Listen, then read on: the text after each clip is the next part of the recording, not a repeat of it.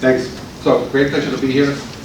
Also, great pleasure to be part of the book, which I think will have a lot of impact. Very excited about this.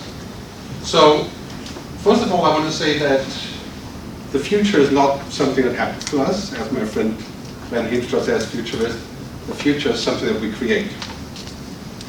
We're not just sitting here and waiting for technology to run us over, or for somebody in Silicon Valley to invent a simulation that we can live in, which they already have, right? It's called Google. But we're actually making choices about the future. We made the choice with nuclear energy, which we invented, unfortunately. Invented nuclear bombs, and now we made the choice that not everybody can have one. We make those choices. And I think it's crucial that we think about what this means for our future. As of half a year ago, I kind of shifted focus of my work a little bit away from the future of business, i.e. making more money with technology, moving to the future of humanity and technology. So I made a movie about this called Tech versus Human, and you can watch it on the internet. Just go to this web address, techversushuman.com, techvshuman.com, and also have a TV show called The Future Show, where all of that stuff is available. And of course, I will make the slides available, and also from today's show at the London Business School, futurewithgerd.com, so you can download the whole PDFs and all that stuff. If you want to download about 5 gigabytes of stuff, you can go to Gerd Cloud, which is a joke, really. But it's a Dropbox folder. Has lots of movies and all my free books and about 550 presentations. Don't print. All right, so first, when we talk about artificial intelligence, let's forget about Hollywood, okay? If you watched all that stuff coming out of Hollywood, this is entertainment. It's the lowest possible denominator to make money. Okay? I love those movies. I watch them. Anything from Blade Runner to Oblivion to Transcendence, it's interesting. But this is not what we're talking about here. We're not talking about real scenarios in the next 20, 30 years. We're talking about scenarios that are much further removed. So let's forget about that stuff for a second, if you've seen some of those. Most importantly is this curve, and I'll tell the story because I think it's a good story. Some of you may already know. Exponentiality. There's a story about the invention of the chessboard. 500 before Christ, in the Moti period in India, a wise man went to the ruler, to the emperor, and said, he brought the chessboard along. The emperor loved the chess game, and one day they said, we'll make a bet. If you win, what do you want? The emperor said to the wise man. The wise man said, all I do is I want to feed my family. So at that point, he said, well, if you put one rice corn in the first field, and then twice as much in the second field, and twice as much in the third field, that's all I need. Just rice corns. And the emperor said, well, that's cool, you're a modest man. We'll do that, right? And as they were playing, pretty quickly it turned out that he was going to lose, the emperor, to the wise man, right? So half the way to the chessboard, the wise man had earned as much rice as all of India would produce in 1 year. And by the end of the game, on the 64th field, it would be enough rice to cover the entire earth in 1 meter of rice. Right? Because it was exponential. So, of course, the wise man was beheaded because he turned out not to have been modest. But the lesson is, we are now in the second part of the chessboard.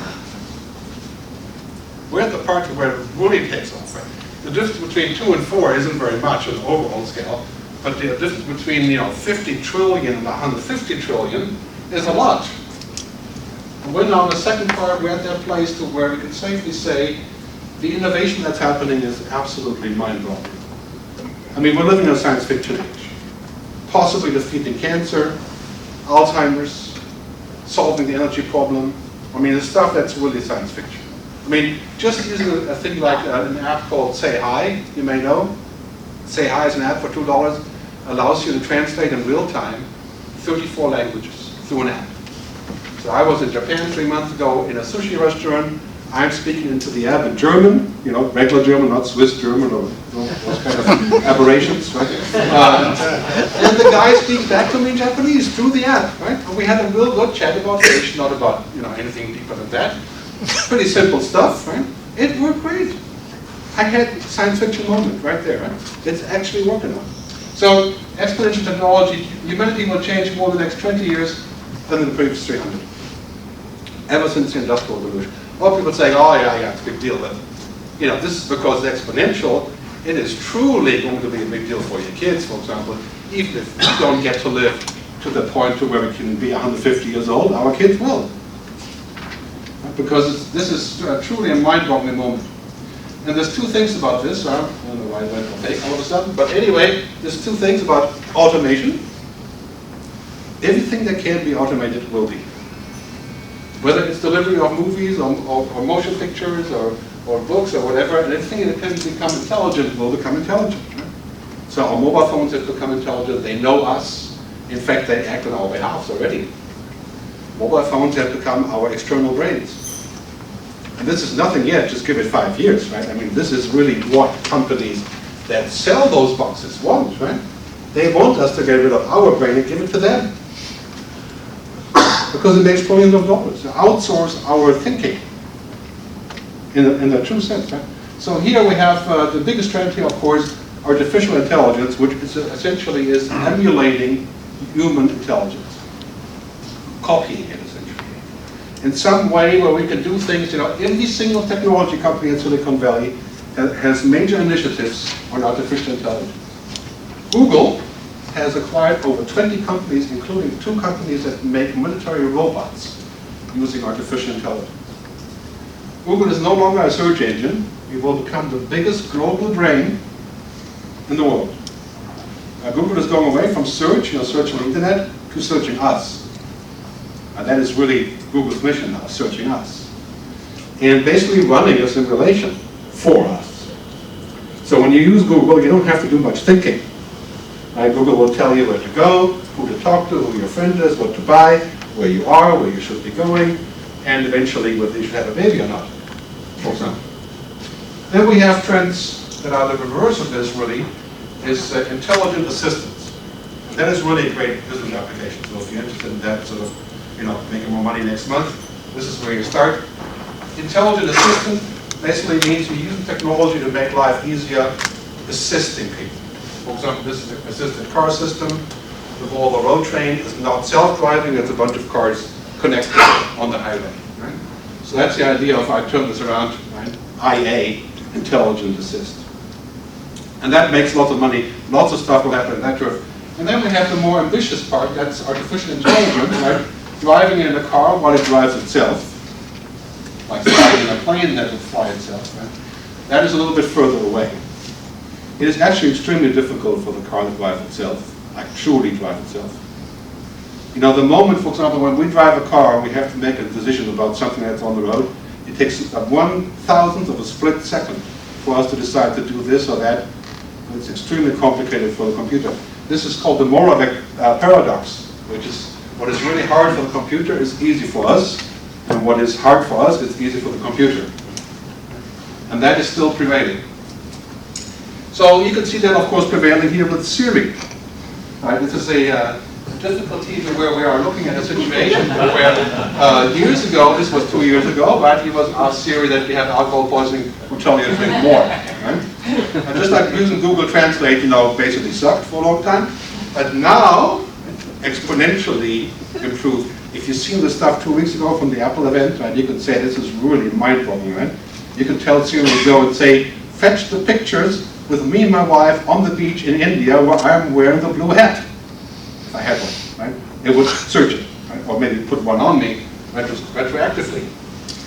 So what's happening here, the FT is showing this is, if you're interested in business stuff, this is the place to go, right? Intelligent assistants everywhere. What we do on Google Maps or Gmail or all the other stuff will absolutely explode in every single part of society.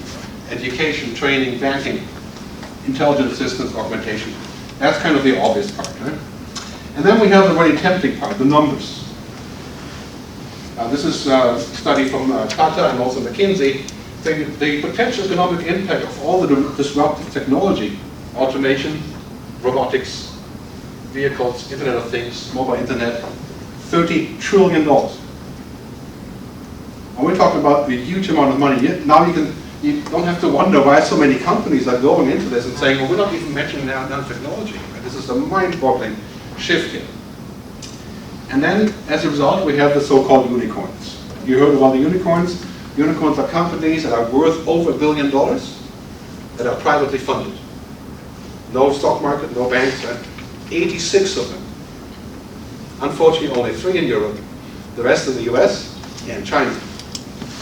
86 companies. And all that stuff is happening in California. Unicorns are extreme money makers for the investors, of course, right? And here's what Peter Diamandis has to say, who is one of the founders of many companies and runs Singularity University. I got this email from him yesterday. He started a company called Human Longevity, Inc. This is not science fiction, this is actually real.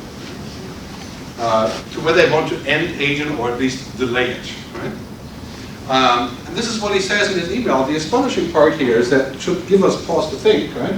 He's basically saying, okay, there's $6 to $7 trillion a year spent on healthcare, people over 65, and these people hold something of the order of $60 trillion in wealth. And the question is, what would people pay for an extra 10, 20, 30, 40 years of a healthy life? It's a big opportunity. In other words, it's about money. If you're rich, you can be old, you can be happy, you can buy all the stuff you need, and buy a new liver, and everybody else can go and bugger off. So that begs the question.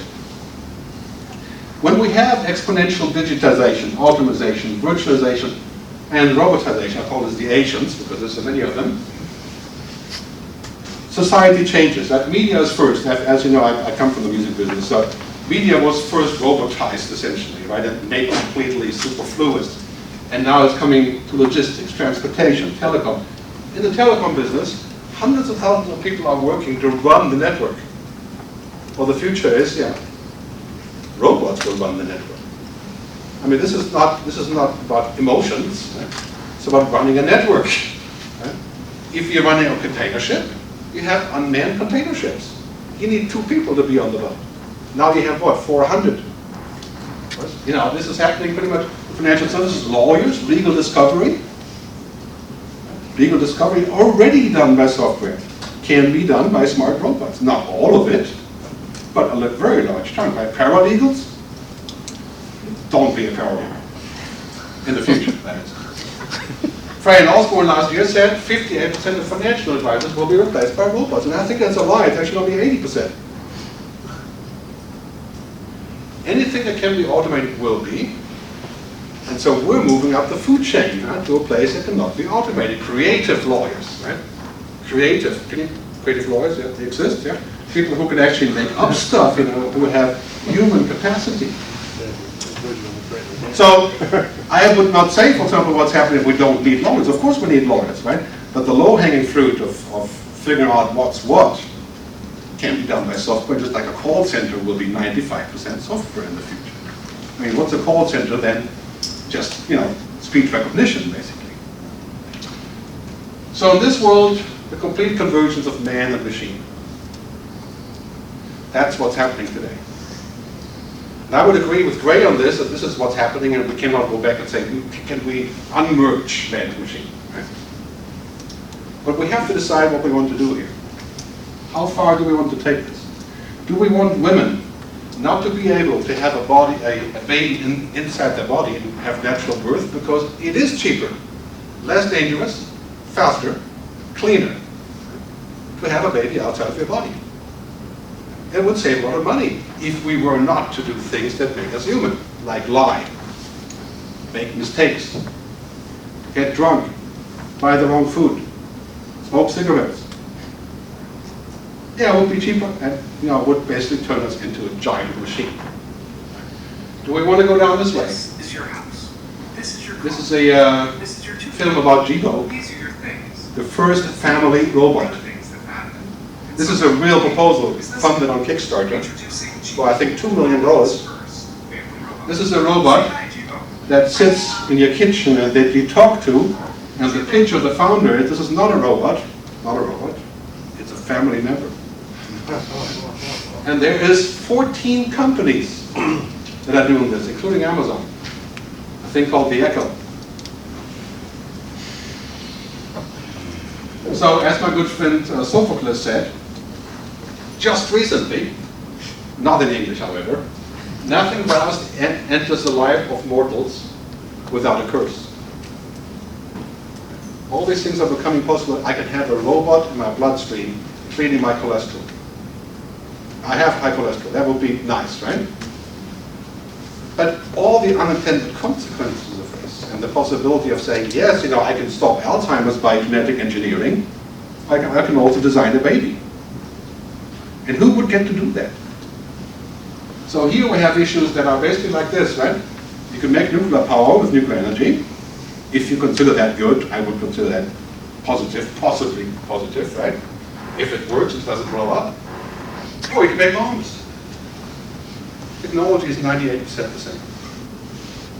So artificial intelligence has the same potential. Has vast potential of positive kinds, efficiency, optimization, and which company would not like to fire half of their employees, right? I mean, for practical reasons, it saves money, right? I mean, that's what companies do. They save money, maximize profit, pay themselves more shares. So that leads to the thinking that we've seen in many movies like Minority Report. And then our good friend Mark Zuckerberg, who we know for really respecting privacy and personal rights on Facebook, he started a new company called Vicarious, where he's saying we're building software that thinks and learns like a human. That's the headline of his company, right? Of course, all the investors in Silicon Valley are salivating with excitement, because we can copy humans with this software, apparently. Software that thinks like a human.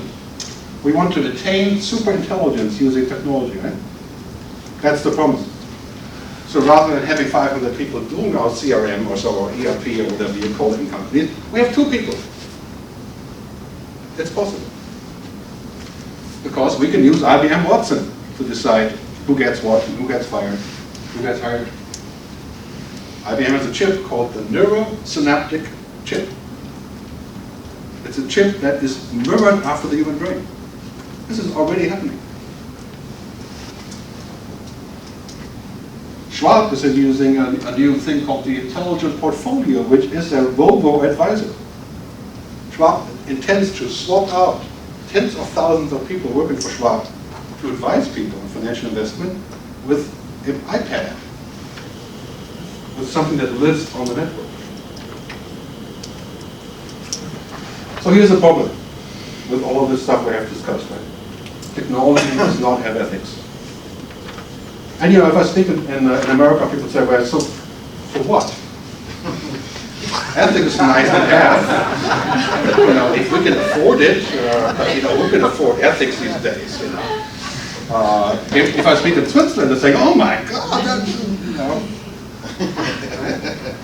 So I mean, this is important stuff, right? If technology doesn't have ethics, would you trust a robot to take care of the social contract, or the norms, or the values? How would a system like that even know our values? I mean, if it knew it, it would have to be programmed into it, right? It's way too mushy for that, too ephemeral to actually be done in this way. Right? Blinking, so it's important. So, we're moving into a world that is this on one hand, completely digital, and I would agree with Gray, it's inevitable, right? It's happening. There's not much we can do about that. But on the other hand, we have this, right? That's what makes us human. Now, I'm not even talking about religion or any of those things, right? I'm talking about just practical matters, standards, codex, social contract. And those 2 things have to merge, somehow. Who decides all these things? Will we let those companies that have invented the tech that makes $20 trillion a year decide on what is good for us on a social level? Right? That would not be a good idea. I mean, we already know that Facebook wants to be our government, right? Basically, replace the government. And that Google wants to be the OS that we live in. Right? I mean, right? So, what about consciousness, embodiment, our body, right? We do have a body, some of us. This was the problem, of course, in the movie Her. Right? That's why it didn't work out, because it turns out, have you seen the movie Her? The computer was having sex with 4,850 other people at the same time, right? Kind of a problem for the guy. But anyway, embodiment, the awareness, sentience, purpose, right? All those weird things. Human lives exist, 95% of that stuff. The rest is algorithm. Uploading our brain? What a crazy idea, man. I mean, I can upload, if I could do that, the pictures remain in my memory, right? But that would be like saying, okay, I go to TripAdvisor and everything that's good on TripAdvisor, I just go wherever it says it's good. You know TripAdvisor can be good, but mostly it's just a tiny slice of reality. It's useful, but it's not real. It's not real. When you stand in front of the restaurant, you're looking inside, you're smelling the food, you see the people, you have 100% reality in 4 seconds. Do you get that on TripAdvisor? No, it's useful, but it's not real. It's not the actual thing. Right? Like having sex with a cyber robot is not the same as having sex with your wife. And even though some people want us to believe that. So we're going to move in a world like this, right? A world that is machine-based, with jobs taken like this. What will our kids do? Will our kids be making the keyboard for the robot? I mean, let's not kid ourselves, right? This time, it has been said many times before, but this time, technological unemployment is real. Very real. Because it's not just the stupid, people who are doing like assembly stuff or sweeping the lawns or picking up our garbage, the low-hanging fruit jobs. Right? It's the white-collar jobs, it's our jobs. In fact, there's for the first time this year, at a TED Talk, there's going to be a robot giving a TED Talk. Well, I don't think there's much of a difference. The other guys are robots as well. Right? So, I mean, TED Talks after all, right? You just have to have safe the world and make money, and then you're fine. But this time it's real, right? So, Martin Luther King already said, a few years ago, it's going to come down to this, right? The basic income guarantee. That sounds like socialism, maybe. Do we have a choice? When 50% of our kids aren't working, because there are no low-hanging fruit jobs, and not everybody can be a designer, or a therapist, or a cook, or carpenter for that matter. So the future of work really is this: will we ride on top of technology, or will it crush us? And I maintain that if we don't watch out, it will crush us. We need to take a look at this and say, what do we need to do to ride on top of technology? Who will control this? Who has to say about this? Should it be the ones that make these? Well, not really. These companies are more powerful than any oil company, any energy company in the world. Data is the new oil. We should not allow those people to be unregulated. That would be like saying BP and ExxonMobil don't have to regulate, right?